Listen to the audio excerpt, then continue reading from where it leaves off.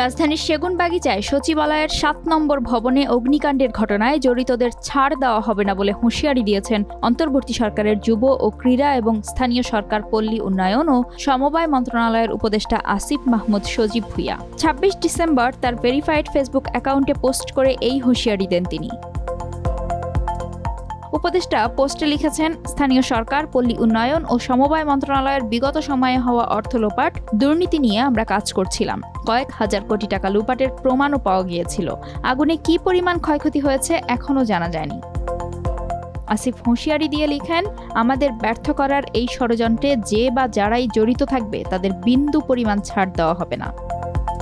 উপদেষ্টা নিজের অবস্থান উল্লেখ করে লিখেছেন, এই মুহূর্তে আছি নীলফামারীতে, যত দ্রুত সম্ভব ঢাকা ব্যাক করছি। এর আগে ২৫ ডিসেম্বর রাত ১:৫২ সচিবালয়ের ওই ভবনে আগুন লাগার সংবাদ পায় ফায়ার সার্ভিস। এর মিনিট দুয়েক পরই সচিবালয়ের ফায়ার সার্ভিসের ইউনিটটি আগুন নিয়ন্ত্রণের কাজ শুরু করে। আগুনের তীব্রতা বেড়ে যাওয়ায় পর্যায়ক্রমে ১৯টি ইউনিট ঘটনাস্থলে পৌঁছে আগুন নিয়ন্ত্রণে কাজ করে। তাদের ৬ ঘন্টার চেষ্টায় সকাল ৮:০৫ নিয়ন্ত্রণে আসে আগুন।